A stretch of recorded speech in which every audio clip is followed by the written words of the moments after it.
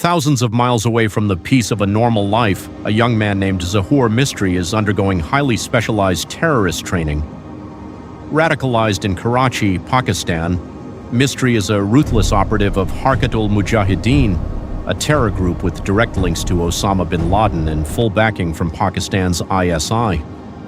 He has traveled as far as Australia and the United States to perfect the deadly art of hijackings and suicide missions.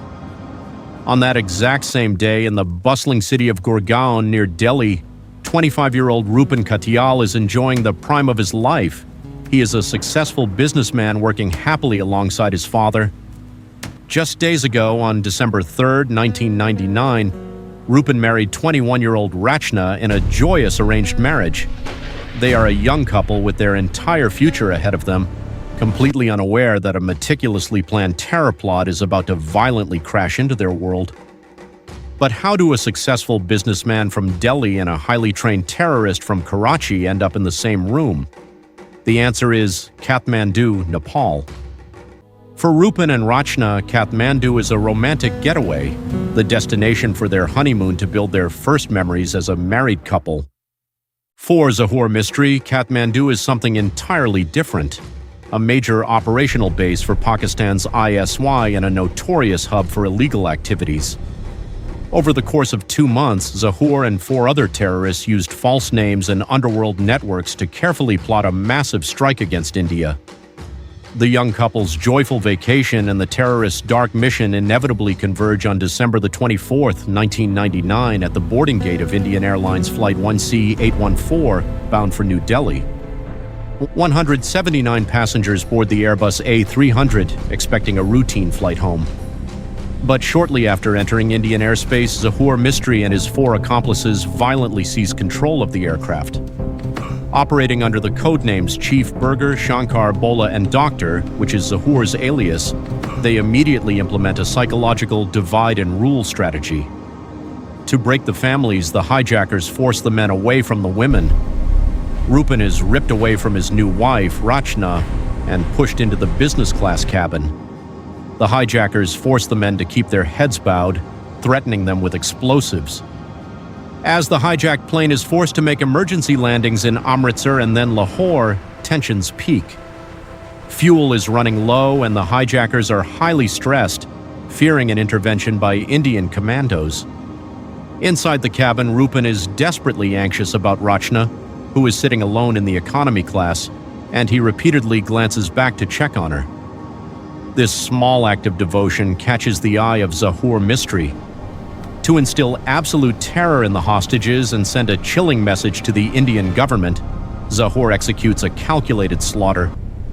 Wielding an improvised knife, he brutally stabs 25-year-old Rupin multiple times, in the abdomen, the chest, the face, and finally severing his jugular vein.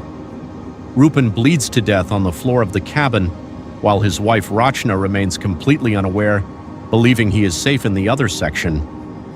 The hijacked plane is flown to Dubai, where Rupin's body is offloaded, before finally landing in Kandahar, Afghanistan. The Taliban surrounds the aircraft with tanks and heavily armed militia to prevent any covert Indian rescue operation. After a grueling week of negotiations, India is forced into a corner. On December 31st, 1999, to save the remaining 170 hostages, the Indian government releases 3 dreaded terrorists, Masood Azhar, Omar Saeed Sheikh, and Mushtaq Ahmed Zargar. The terrorists walk free and the 5 hijackers escape into the Afghan desert under Taliban protection. Only when Rachna returns to Delhi is she finally told the devastating truth: her husband is gone. Following the hijacking, the ruthless killer Zahoor Mistry vanishes. Protected by the ISI, he assumes the fake identity of Zahid Akhund and settles in Karachi, Pakistan, opening a shop called Crescent Furniture. For over 22 years, he lives a double life as a businessman while actively funding terror networks responsible for deadly attacks in India. He is a highly protected asset, hiding in plain sight. But the past always catches up.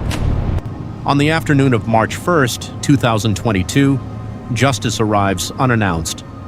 CCTV footage captures two unidentified men on a motorcycle doing a careful recce of Crescent furniture. One wears a helmet, the other a surgical mask to completely conceal their identities. They calmly walk into the furniture go-down, find Zahoor Mistry, and fire two 30-bore pistol rounds point-blank into his head. It is a flawless, highly professional execution. The assassins vanish into the crowded streets without a trace, and the brutal hijacker dies en route to the hospital. Global media heavily implied Indian intelligence operatives orchestrated the hit, a claim India firmly denied. But regardless of who pulled the trigger, after 22 agonizing years, the universe finally delivered justice for Rupin Katyal,